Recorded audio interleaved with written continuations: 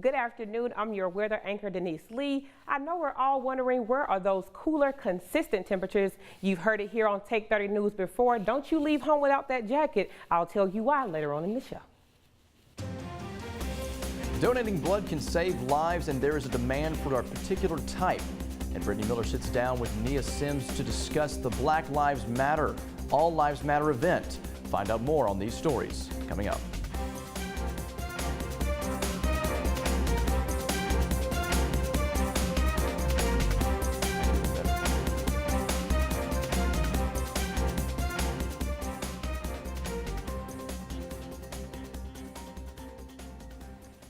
Good afternoon, and thanks so much for joining us, ladies and gentlemen. I'm Parker King. The West Nile virus has made its way back into Mississippi. And I'm Jessica Faith. Our top story this afternoon: around 175,000 people lost their homes when Hurricane Matthew hit Haiti, and the country is still struggling to rebuild.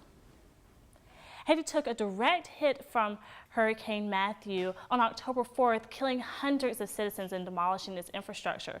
Clean water is now a major concern as a cholera outbreak is imminent throughout the nation. Haiti is in need of water, shelter, and food and medication. In the long term, Haiti will need to rebuild and repair its infrastructure, including bridges and roads. Water. Something that people need on a daily basis. Yet 5 million people in Zambia are unable to access safe water. As a result, over 4,000 children in Zambia die each year due to issues related to unsafe water and poor sanitation. Members of the Mississippi State University's chapter of Engineers Without Borders USA has gone to Simwatachala, Zambia 4 times to help with these issues. MSU students worked with the contractors and non-governmental organizations to build 9 water wells. Now around 10,000 people in rural Zambia have clean drinking water because of this project. It rained Monday in Los Angeles, California. Rain wouldn't usually make the news, but in most cities, but in Los Angeles has not had rain in 165 days. This came as a surprise to many, as the residents aren't used to dealing with wet weather. LA's Mayor Eric Garcetti reminded residents to drive safely because the roads will be slick and wet. Garcetti reminded citizens to give themselves a few minutes on their morning commute to work. The West Nile virus has made its way back into Mississippi. Mississippi health officials have confirmed that there are 4 new cases of the mosquito-borne virus. Marion, Copiah, Attala, and Lamar are a few of the counties where the virus has been found. In Hinds County, there have been 7 cases and 1 death reported. The health department only reports laboratory-confirmed cases to the public. The State Department of Health recommends removing standing water where mosquitoes could breed and to cover up with mosquito repellent when going outside. Oktibbeha County Hospital will be partnering with the United Blood Services for an O-negative blood drive. The UBS Donor Center is 432060 East Boulevard in Tupelo, Mississippi. There is an urgent need for O-negative blood. The days to donate are Monday through Wednesday and Friday through Saturday. For more information and what times to go and the schedule of donation, go to www.unitedbloodservices.org or call 662-842-8871. Well, you've been hearing about it over the past year. Hillary Clinton and Donald Trump are in the tight race for presidency, this time in 3 states: Nevada, North Carolina, and Ohio. These are the battleground states that could give leverage to either candidate. In the polls, Hillary Clinton is inches ahead of Donald Trump in North Carolina and Nevada. 46% of voters are in Nevada behind Hillary, whereas 44% are behind Trump. In North Carolina, 48% are for Hillary and 43% are for Trump. Even though Hillary is ahead of Trump with these 2 states, Trump is ahead of Clinton 48% to 44% in one of the biggest electoral states in the nation, Ohio. The 3rd and final presidential debate takes place tonight at the University of Nevada in Las Vegas from 9 p.m. to 10:30 p.m. Mississippi State Student Association is making a pledge to educate students campus-wide on sexual assault prevention, and they're doing it in a proactive way. It's on Us is a series of events hosted on MSU's historic drill field, but the initiative got its start at the White House. President Obama launched its On Us initiative in 2014 after an alarming number of sexual assault cases in the U.S. SA President Mark Lewis joined other students to bring the nationwide initiative a little closer to home.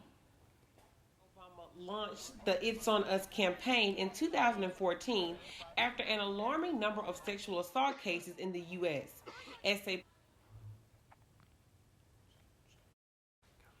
Students and faculty can also show their support via Twitter using the hashtag #It'sOnUsMSState. A Columbus man was arrested for luring a child through Facebook. 24-year-old Levante Taylor allegedly used Facebook this past July to lure a juvenile under the age of 14. Taylor was trying to elicit sexual favors from the minor. City police took Taylor into custody on Wednesday. According to Officer Joe Dillon, the alleged victim family knows Taylor. Taylor is charged with computer luring of a person under the age of 18. He has been released from Lowndes County Adult Detention Center after posting bond. The Mississippi State Student Association Diversity and Outreach Committee is hosting a Rise Above Week. This free event series is for students to come out and discuss different experiences on various topics ranging from sexual discrimination, substance abuse, and ableism. There will be several speakers who will attend to help out, such as Blake Schneider. The first event starts tonight at 6 p.m. For more information on the Rise Above event and locations, visit www.msstate.edu/events. That sounds great. Now we have Devin with sports. Devin, all we've been hearing about is Dak, and more Dak. So what's up with Dak this week? Man, Dak had a very good game this week, man. Really he actually outperformed Aaron Rodgers, which is a true NFL veteran. And Lambeau, and even Colin Cowherd had some good things to say about him. Right. Yes, and we haven't heard anything from that. Well, I'll have more on sports coming back right after this. Maybe you're like me and are looking for ways to pay for school here at Mississippi State. You can apply for grants, loans, and work study through the free application of federal student aid at www.fasfa.ed.gov. You only have to apply once per year. Now remember, grants, free money. But loans, you'll be on the hook for that later. The earlier you apply, the better. Mississippi residents can find state scholarships and financial aid at www.riseupms.com. Fill out the MSU General Scholarship application every spring in your MyState portal for the upcoming year. Look for departmental scholarships as well. Looking for internships, co-ops, part-time on-campus or off-campus jobs? Visit careers.msstate.edu.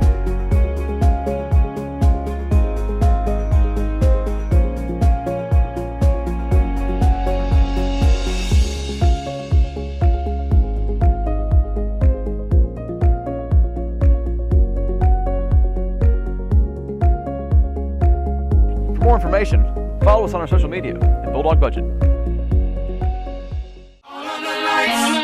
You're watching Take 30 News on MSTV 98.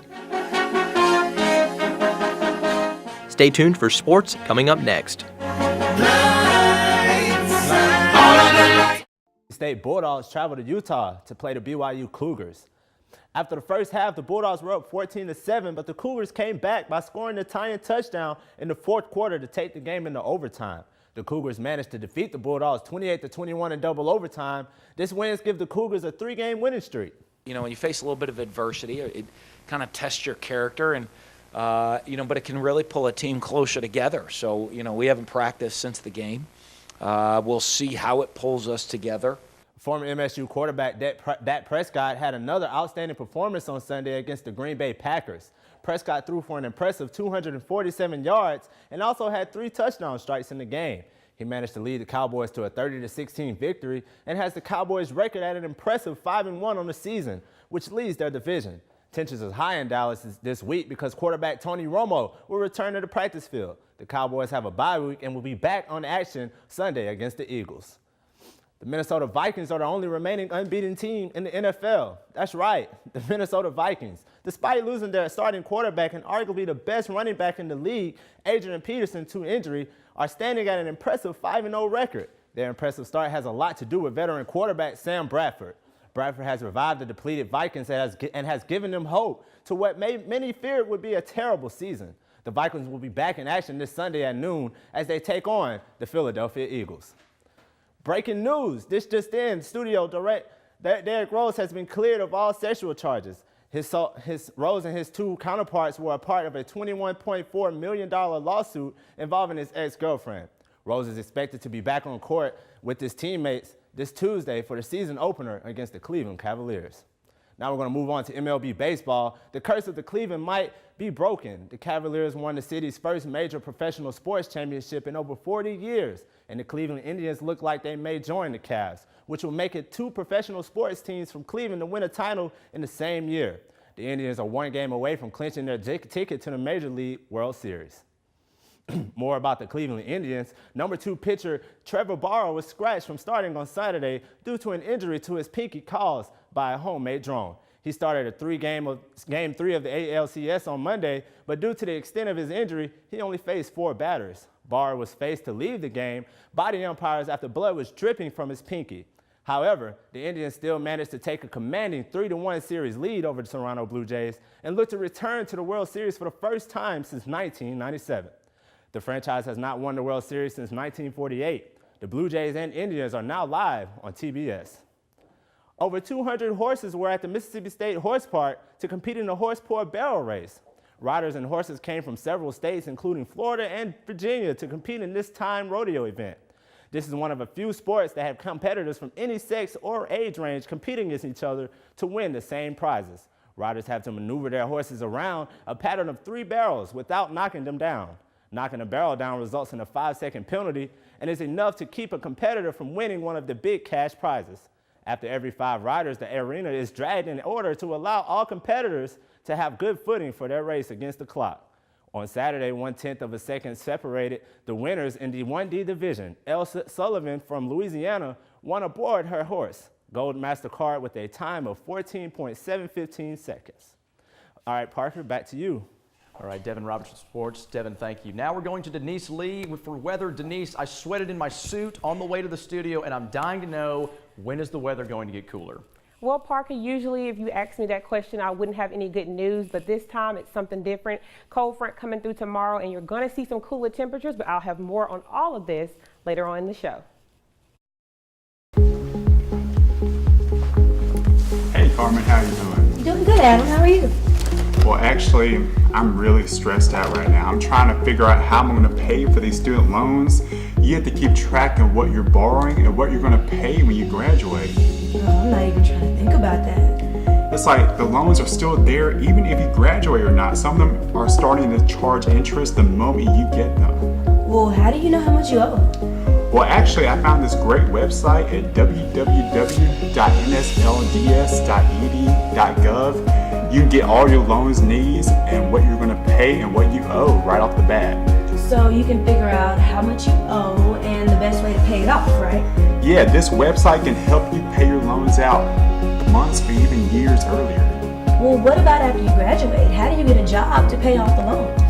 So for occupation needs, when you're just now starting to pay your loans, even right after college, you go to www.jobsearchintelligence.com for that. I heard that MSU has a Facebook, Twitter, and Instagram and tips on how to pay off your loans and other financial needs. Wow, I would really check that out. Thank you so much. You should. You're welcome.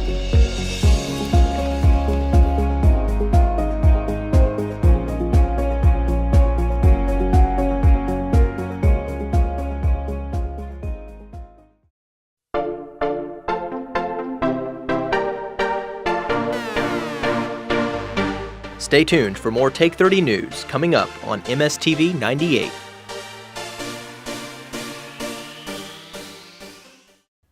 Good evening, I'm Brittany Miller with Take 30 News, and tonight I'm with Nia Sims, the Vice President of SAS at Mississippi State University.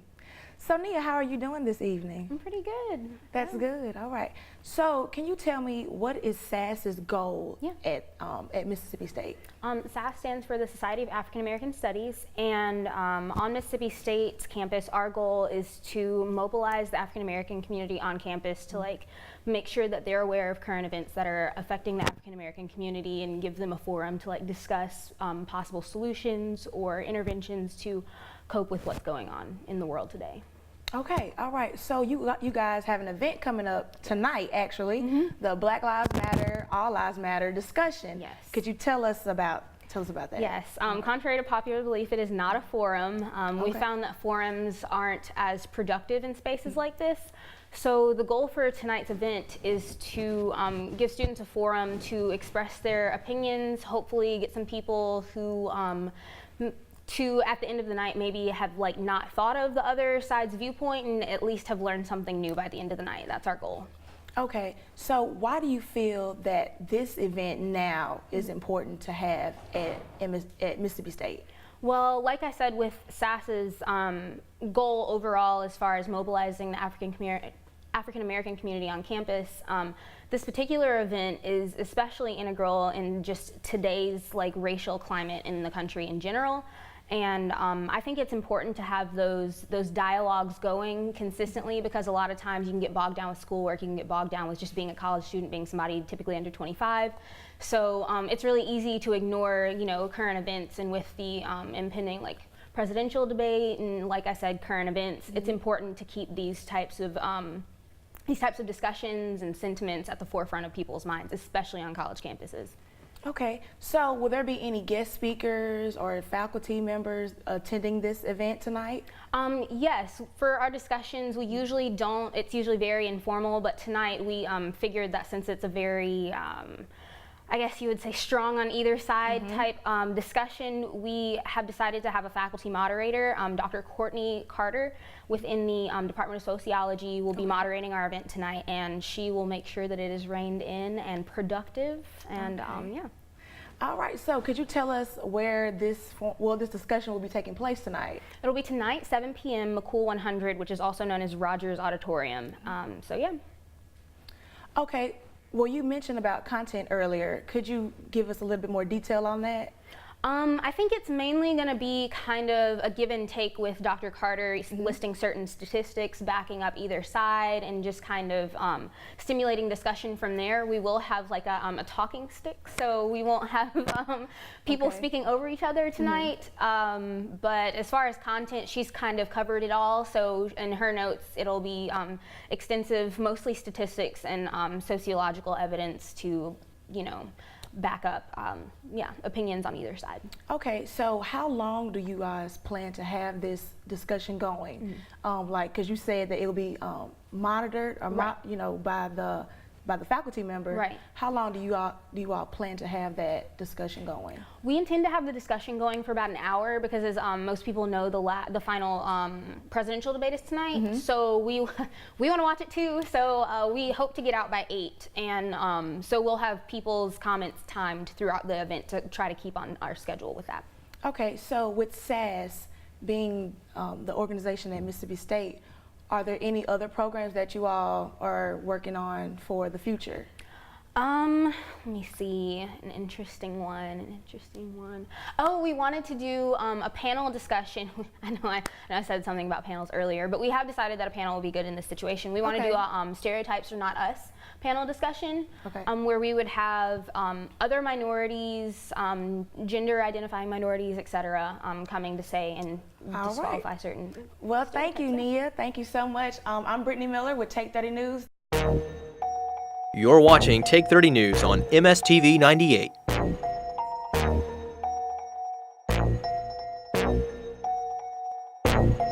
Our state, our news.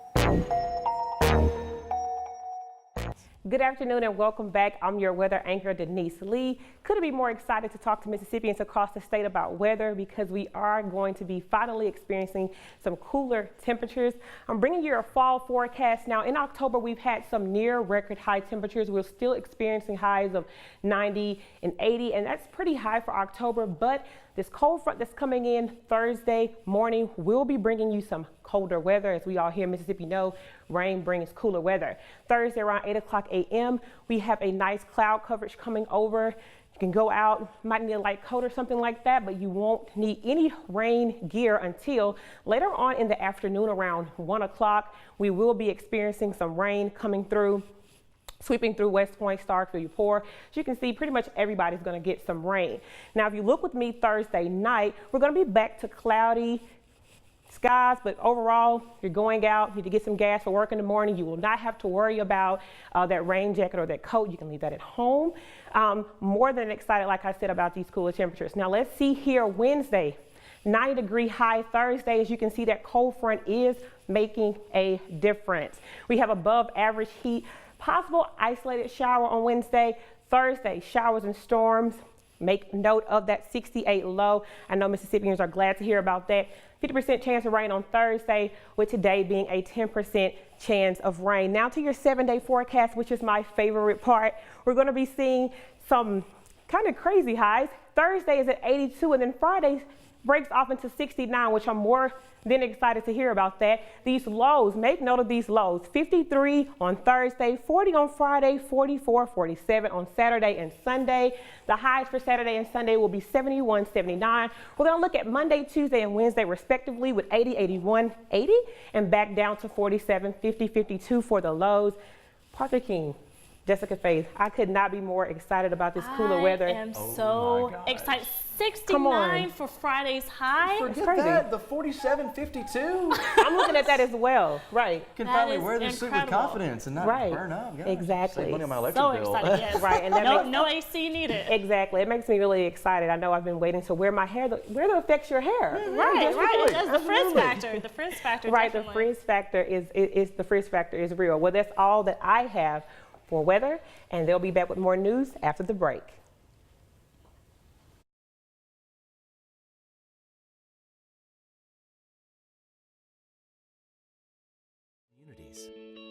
At Mississippi State University, our Carl Small Town Center is strengthening these ties.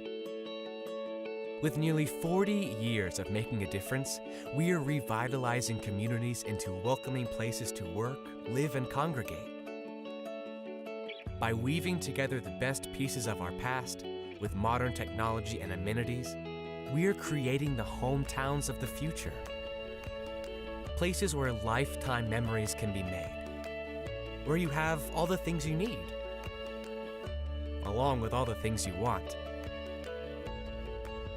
Through partnerships with our communities, we're identifying improvement opportunities, recommending paths forward, and creating the plans for a better tomorrow.